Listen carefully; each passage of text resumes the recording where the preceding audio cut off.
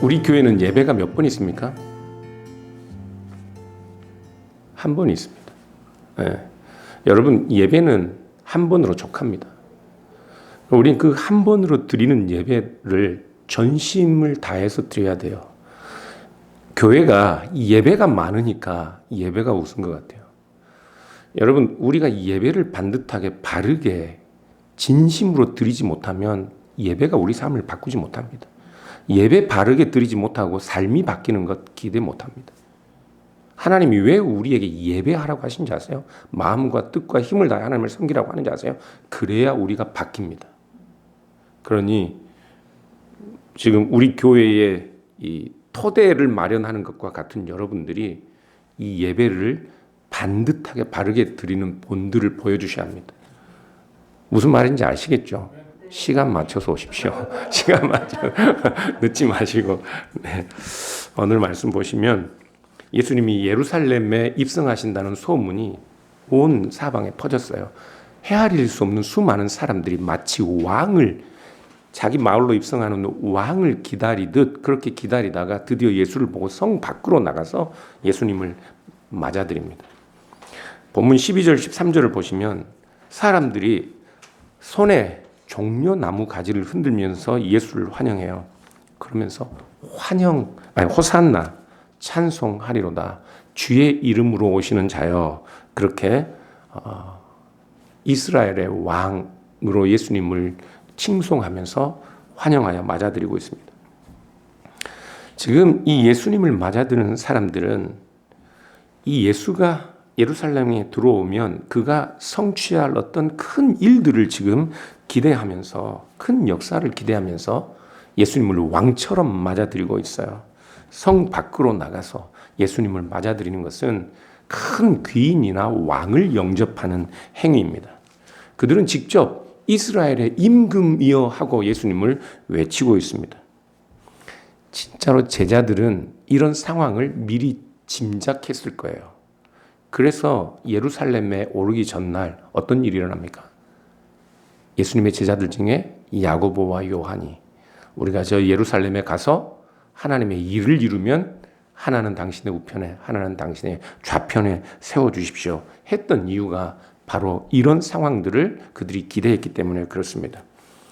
그런데 여러분, 예수님은 가난한 시골, 그것도 아주 깡촌 시골 마을 출신입니다. 예수님의 이름 앞에 붙는 한정사가 있어요. 어떤 예수? 나사렛 예수요. 나사렛 예수. 나사렛은 깡촌 시골 마을 중에 깡촌이었습니다. 그런데 그 깡촌 시골 마을에 가난한 목수의 아들이었어요. 목수의 아들. 요한복음 1장 43절 이하를 보면 빌립이라는 사람이 예수님을 만나고 흥분해서 절친인 나다나엘을 찾아갑니다. 나다나엘, 내가 드디어 누구를 만났는데 모세가 성경에 기록하고 선지자들이 예언한 그분을 내가 만났는데 그분이 다름 아니라 요셉의 아들 나사렛 예수다. 그 말을 들은 나다나엘은 콧방귀를 꼈습니다. 나사렛에서 무슨 선한 것이 나겠느냐. 여러분, 고대 사회에서 신분 상승 상상할 수 없는 겁니다. 오늘날도 뭐 흑수저, 금수저 이런 미사여구들이 붙잖아요. 고대 사회는 신분 상승이라는 것 자체가 불가능한 거였습니다. 혹시 있었어요. 혹시 신분 상승이나 신분의 변화가 있었어도 그 사람의 태생적인 신분은 목줄처럼 그 사람을 따라다녔습니다. 돈이 아무리 많은 거상이라도 그가 로마 시민권을 사도 그가 태생적으로 노예이거나 태생적으로 천박한 출신이라면 일반적인 로마의 시민권을 가진 사람들보다 훌륭한 대우를 받지 못했습니다. 사도행전 22장을 보시면요. 사도 바울이 예루살렘에 갔다가 붙잡혀서 로마 백부장, 천부장 앞에 서는 일이 있어요. 그런데 예수님이 로마 시민이라는 이야기를 듣고 백부장이 겁이 나서 천부장에게 이야기를 합니다. 천부장도 이야기를 들어요. 로마 시민이 예루살렘에 잡혀와가지고 자신들이 다스리는 속국 예루살렘 이스라엘 사람들에게 몰매를 맞고 있는 거거든요. 그래서 사도행전 22장 23절을 보면 천부장이 놀라서 사도 바울에게 묻는 내용이 나와요. 묻는 내용이 뭔지 아세요?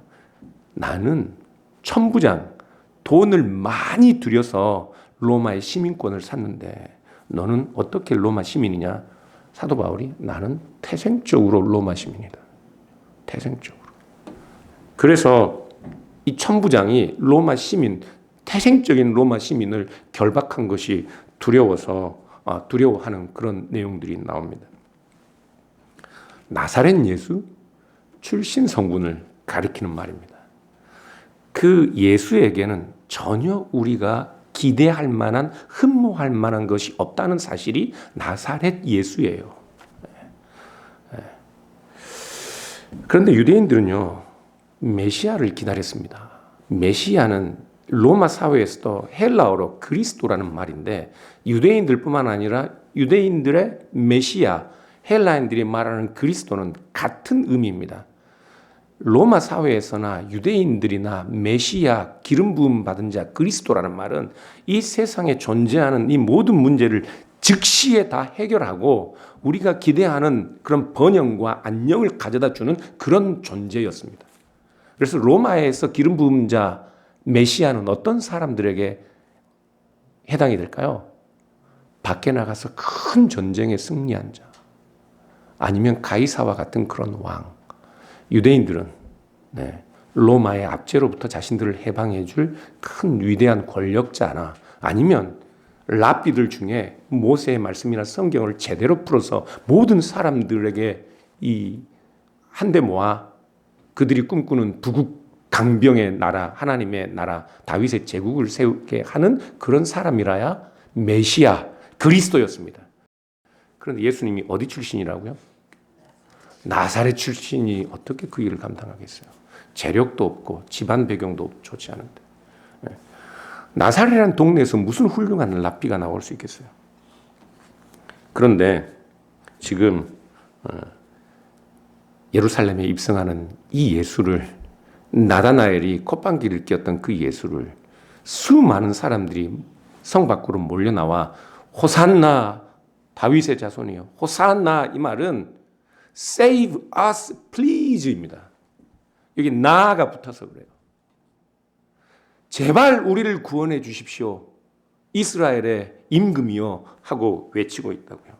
무슨 일이 있었을까요? 무슨 일이? 예수님에게 무슨 일이 있었을까요?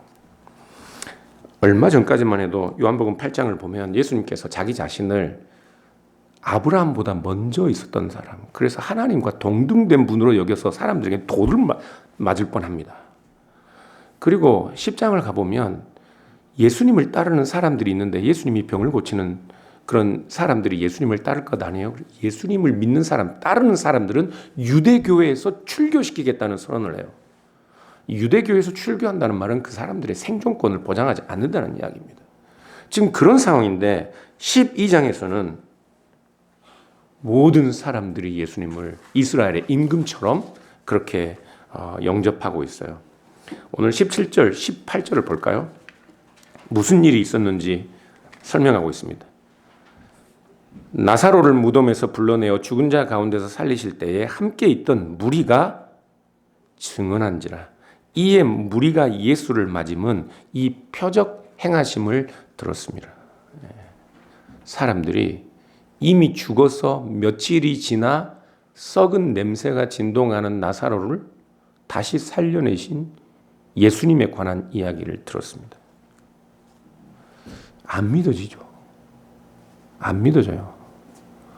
여러분, 저도 안 믿어져요. 그런데 이 일을 믿지 못하는 비판적인, 회의론적인 역사가들이 던지는 질문이 있습니다. 나다나엘이 말했던 것처럼 저 깡촌 시골 마을에서 나고 자란 이 예수가 어떻게 예루살렘에 입성할 때 이런 환대와 영접을 받을 수 있었겠는가? 그가 이런 능력이 없이. 그리고 그가 가진 능력은 보통 능력이 아니라 모든 이스라엘의 사람들의 생각과 기대, 나사렛이라는 동네에서도 과연 이런 이 세상을 뒤바꾸어 놓을 수 있는 메시아가 날 수 있다는 그런 기대를 갖게 만드는 특별한 능력이어야 했다고요. 죽은 나사로를 살리지 않았다면 요한복음 우리가 오늘 읽은 12장의 이 내용은 결코 성경에 기록되지 못했을 것입니다. 예수님은 죽은 나사로를 살리셨던 거예요. 예수님은 정말 특별한 능력을 가지고 계셨던 분입니다. 안 믿어지죠? 안 믿어져요. 여러분, 저는 이런 이야기를 할 때마다 너무 답답한 것이 믿어져요. 이렇게 말하는 사람들이 더 답답해요. 믿어지는데 왜 그렇게 사세요? 예수님이 정말 죽은 자를 살리시고 예수님이 정말 죽은 자들 가운데서 일어나시고 예수님이 정말 하나님이라는 게 믿어지는데 왜 그렇게 사시냐고요. 잘 안 믿어지는 이야기입니다. 그래서 대부분 세상의 똑똑한 역사가들은 이런 이야기 신화, 나중에 제자들이 꾸며낸 이야기라고 그렇게 쉽게 단정해요. 그런데 그 사람들이 풀지 못하는 숙제가 나사렛 예수입니다. 어떻게 깡촌 시골 마을에 나사렛이 온 예루살렘이 떠들썩하게 이스라엘의 왕으로 사람들 앞에 나타나, 그것도 로마에 대한 혁명가나 도망친 노예들에게 해당하는 특별한 죄명으로 십자가에 못 박혀 죽게 되었을까? 역사가들은 예수는 분명히 능력을 가지고 있었다고 이야기합니다. 그 능력이 없으면 예수가 예루살렘에서 이런 환대도 십자가에 죽을 일도 없었다는 것이죠. 믿어지세요? 네, 그랬다고 거기를 끄떡끄떡 못하는 거예요? 이제 이거 책임지기 싫다 이거죠. 내 믿음에 대해서 제가 다 알고 있어요. 그런데 여러분 14절을 보니까 이 능력 있는 예수님께서, 죽은 자를 살리시는 이 예수님께서 자기를 환대하는 많은 사람들을 보고 어린 나귀 새끼를 타십니다. 나귀 새끼를 타셔요. 모든 무리들이 지금 성 밖으로 나와서 호산나 우리를 구원해 주십시오. 플리즈 다윗의 자손 이스라엘의 임금이여 그렇게 외치는데 예수님은 나귀 새끼의 등에 오르십니다. 왜 그러셨을까요? 왜 그러셨을까요? 예수님은 잘 아셨습니다. 모든 사람들이 야고보와 요한처럼 자신의 제자들처럼 예수님이 가져올 그 나라가 자신들의 영광을 실현하고 자신들의 모든 욕망을 해결할 것이라는 그 기대로 예수님을 영접하고 있다는 사실을 알았습니다. 여러분, 지금 6월절이에요. 그래서 세상의 많은 사람들이 예루살렘으로 모여듭니다. 그런데 가이사의 대리인인 본디오 빌라도도 원래는 예루살렘에 있지 않고 그 지중해 해변에 있는 가이사라라는 곳에 거기서 머무르고 있는데, 이런 6월절이나 이스라엘의 큰 절기가 다가오면 많은 유대인들이 모이니까 이 사람들이 모여서 작당을 하고 봉기를 일으킬 수 있는 가능성이 있어서 언제나 군대를 대동하고 예루살렘에 와서 지킨다고요. 그 빌라도가 예루살렘을 입성할 때 그는 무엇을 타고 올까요? 그가 입성하는 장면들은 예수님이 나중에 재판을 받는 과정을 보면 헤롯 왕도 예루살렘에 와 있습니다. 헤롯이 예루살렘에 입성할 때 헤롯은 무엇을 타고 올까요? 그들은 화려하게 장식된 위험 있는 큰 말과 군장을 채운 말을 타고 예루살렘을 입성할 거라고요. 그러나 우리 예수님은 무엇을 타요? 나귀, 그것도 새끼를 타십니다. 그거는 마치 예수님의 탄생 기사가 우리에게 주는 메시지와도 같습니다.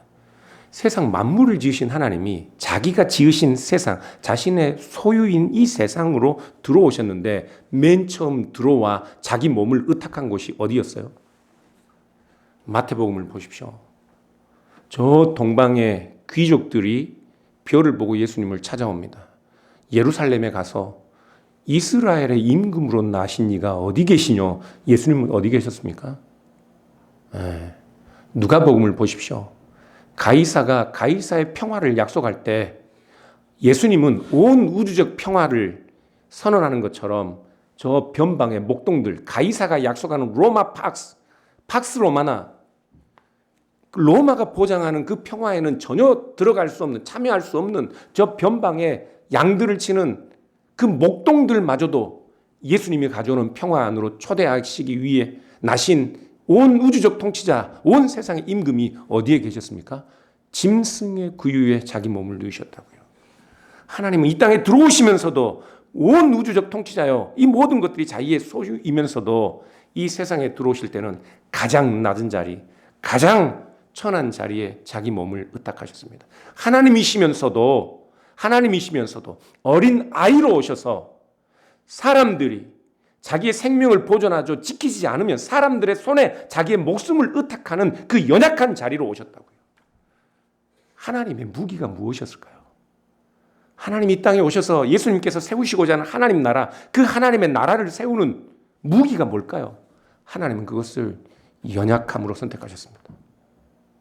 자기 자신을 다른 사람들에게 의탁하는 연약함으로요, 낮아짐으로, 겸손함으로, 그것이 하나님의 무기였습니다.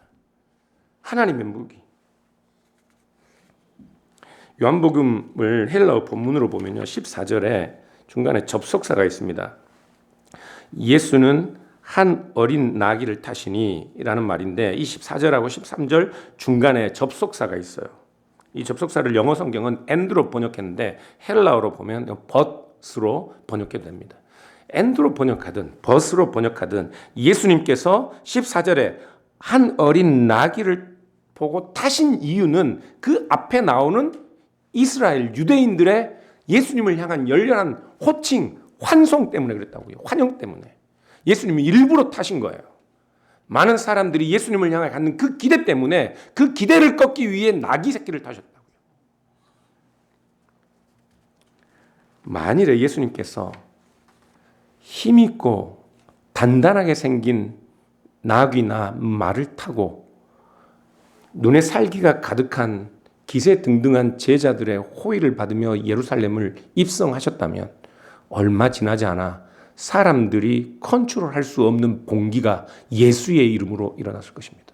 많은 사람들은 하나님의 나라를 검과 몽치로 그렇게 세울 수 있을 것이라는 기대를 가지고 예수님을 환영하고 있지만, 예수님은 그들의 그런 기대를 꺾기 위해 하나님의 나라는 검과 몽치로, 돈과 권력으로 세우는 것이 아니기 때문에 그들의 기대에 찬물을 끼얹기 위해 나귀 새끼를 타신 것이라고요.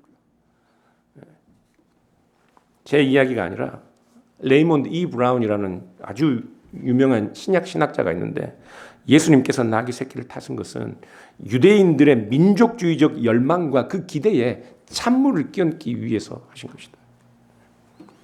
유대인들이 지금 예수님의 메시아에 대해서 갖는 그 기대를 꺾어버리기 위해 하나님의 나라는 그렇게 마치 군대가 강압적으로 밀고 들어오는 것처럼 그런 방식으로 세우는 것이 아닙니다. 하나님의 무기는 연약함이요, 낮아짐이요, 겸손이었습니다. 우리가 기대하는 하나님의 나라는 우리가 믿는 전능하신 하나님이 우리에게 가져다 주시는 하나님의 나라라는 선물은 그런 방식으로 마치 우리가 힘을 가진 자가 되고 권력자가 되고 사람들을 위해 군림하고 남보다 더 잘 되는 것으로 그렇게 이해할 수 있습니다. 그러나 우리의 그런 기대를 꺾어놓기 위해 예수님은 나귀 새끼를 타셨다고요.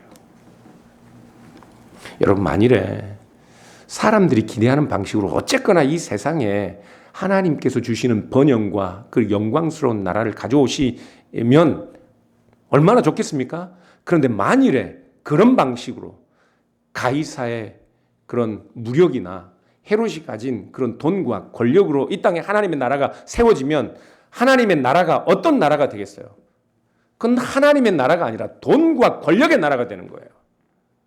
하나님의 나라가 세워진 것에 제자들마저도 서로 야고보와 요한을 시기하듯 하나님의 나라가 세워졌지만 그 나라는 영영이 설 수 없는 것이, 왜냐하면 끝없는 분쟁, 끝없는 시기, 끝없는 탐심으로 전쟁이 끊이지 않을 것이기 때문에 그렇습니다. 하나님의 나라가 영원한 나라로, 영원한 평강의 나라로 세워질 수 있기 위해서는 모든 사람들이 예수님처럼 낮아져야만 합니다. 겸손을 무기로 드려야 하는 거예요.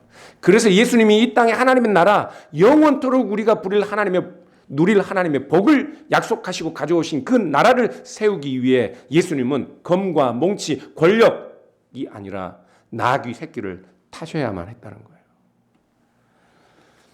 그런데 여러분 지금 예수님을 이렇게 열렬하게 환영하고 있는 사람들이 곧 몇 시간 지나지 않아서 예수님을 버립니다. 버려요. 그리고 급기야는 우리에게는 가이사 외에는 임금이 없습니다 하며 예수를 십자가에 매답니다. 왜 그랬을까요? 사람들이 왜 이런 변덕을 부리죠? 예수님이 그들의 기대를 꺾으셨기 때문에 그렇습니다. 그들이 기대하는 영광, 그들이 기대하는 나라를 예수님이 보장하지 않기 때문에 그렇다고요. 그래서 제자들도 예수님을 도망쳤던 겁니다. 아니요. 제자들도 도망친 것이 아니라 예수님을 버린 겁니다. 왜?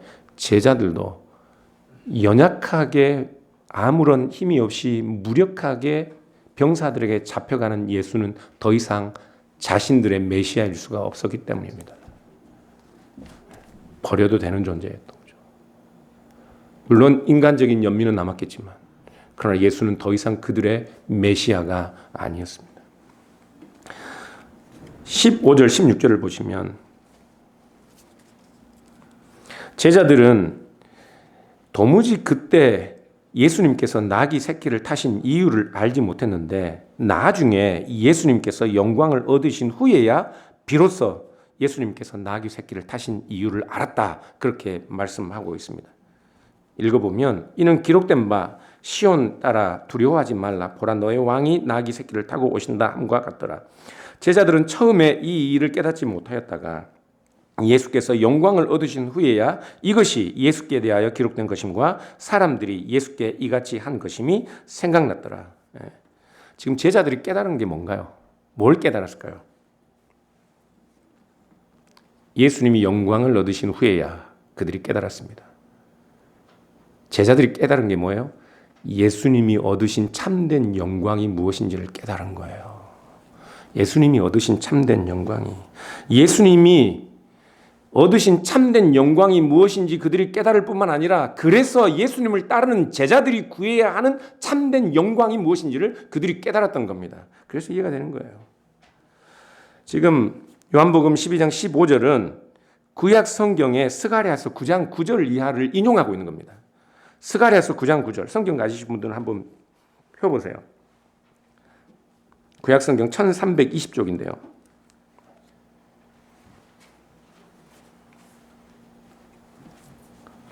시온에 따라 크게 기뻐할지어다. 예루살렘에 따라 즐거이 부를지어다. 보라 내 왕이 내게 임하시나니 그는 공의로우시며 구원을 베푸시며 겸손하여서 나귀를 타시나니 나귀의 작은 것 곧 나귀 새끼니라.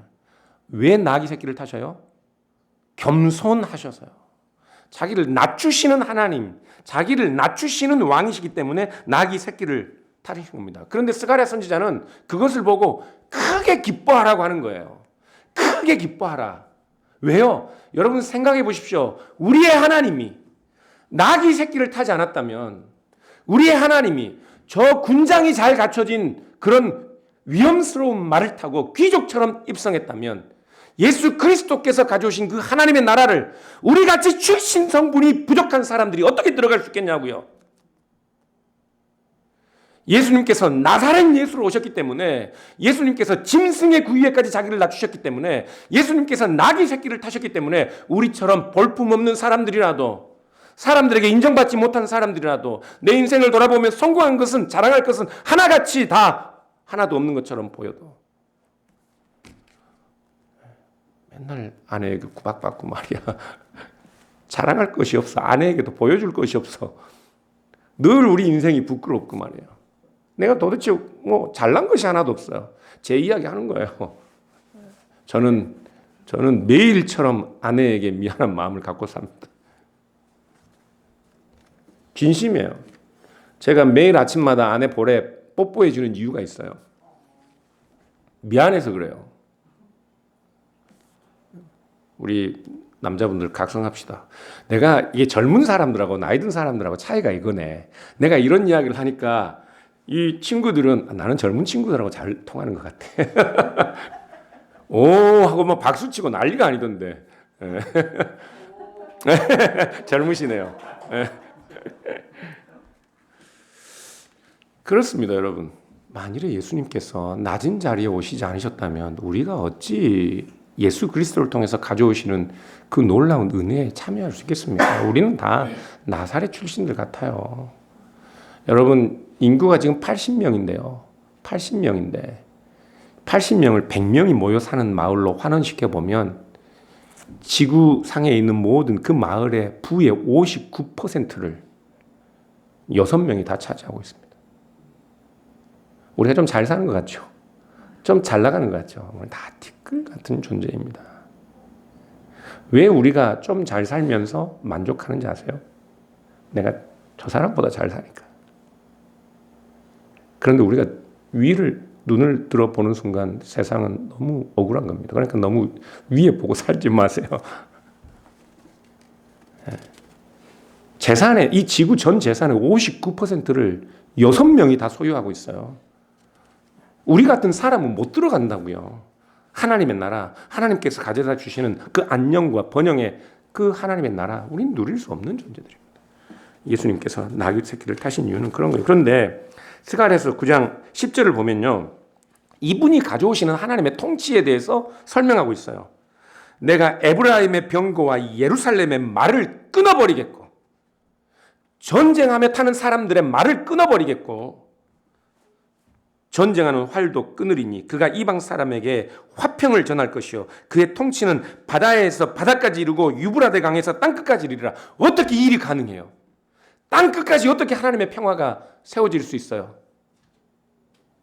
하나님이 낮아지심으로 하시는 거예요. 그러니 하나님을 따르는 자들, 예수 그리스도를 제자처럼 따르는 자들, 예수 그리스도를 믿는 교회의 모든 성도들마다 낮아짐, 겸손함, 사랑을 자신들의 무기에 들 것 아닙니까?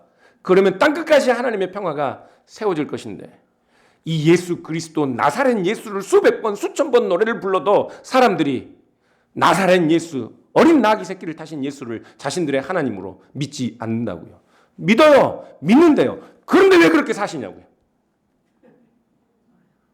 믿는데 왜 그렇게 사시냐고요.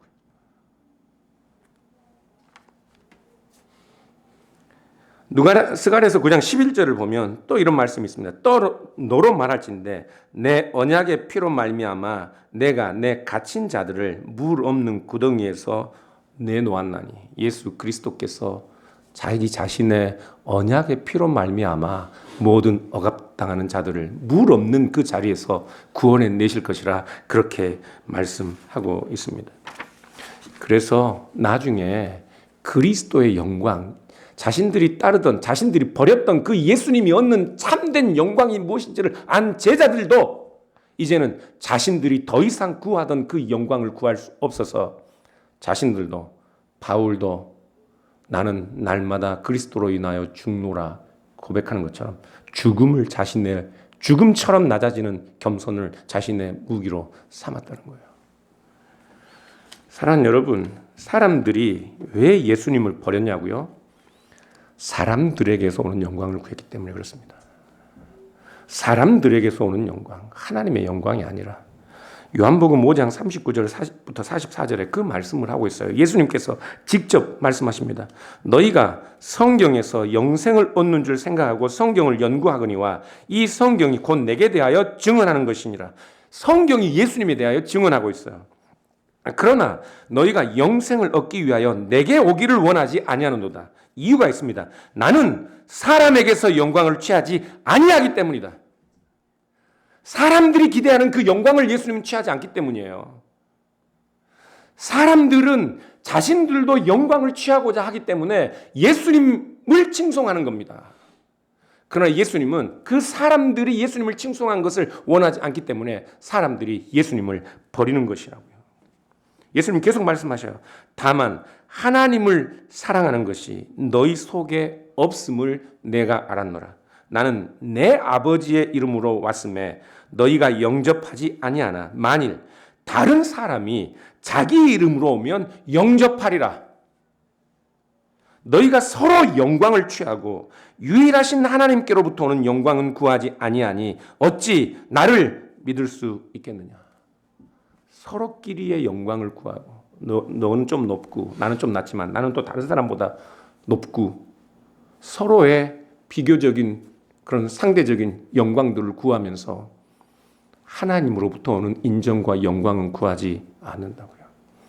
제가 청년 집회를 했는데 대부분 정말 훌륭한 연주자들, 그 몇 명이서 찬양을 하는데 정말 웬만한 대형교회 못지않은 찬양대였어요. 그런데 이 친구들이 어려서부터 악기를 연주하고 항상 콩쿠르에 나가고 항상 그런 경연에 나가고 이러다 보니 그들의 인생 전체가 일종의 테스트였습니다. 사람들의 평가를 받는 거예요. 그런데 지금도 그 친구들이 더 높은 단계, 더 높은 수준의 학교 과정으로 가기 위해서 대부분 시험을 치고 그 수양회 기간에 결과가 나온다 하더라고요. 수양회를 위해서 편안한 마음으로, 바른 마음으로 수양회를 참석하기 위해 아무도 이메일 체크하지 않기로 약속을 했대요. 제가 그들에게 그랬습니다. 여러분들은 무의식적으로 여러분의 삶 속에서 사람들에게서 오는 영광에 익숙해져 있을 거예요. 그러나 사람들에게서 오는 영광을 구하려 하면 그 길은 여러분들이 보고 있는 그 길밖에 없을 거예요. 그러나 하나님의 영광을 구하는 길은 여러분들이 어떤 길을 선택하든 어떤 길로 가든 그 모든 경우가 다 하나님으로부터 오는 영광을 얻는 길일 수 있습니다. 사람들로부터 오는 영광, 사람들로부터 오는 평가로부터 자유하십시오. 우리에게도 마찬가지입니다. 여러분, 사람들로부터 오는 영광을 구하는 길은 우리를 높이는 길밖에 없습니다. 잘난 사람이 되어야만 가능한 거예요. 우리의 능력을 인정받아야만 가능합니다. 그런데 우리처럼 능력이 없고 왜소한 사람들이 어떻게 그 길을 만족스럽게 갈 수 있겠습니까?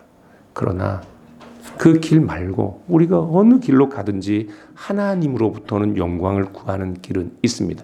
그 길에서 우리가 들어야 할 무기는 예수님처럼 겸손해지는 겁니다. 우리를 낮추는 겁니다. 낮춘다고 지지 않습니다. 고개 숙인다고 부끄러운 것 아닙니다. 그 길이 예수님이 얻으신 그 영광을 우리가 함께 누리는 길입니다. 이 길을 힘들지만 우리 함께 갈 수 있기를 주님의 이름으로 축복합니다. 기도하겠습니다. 하나님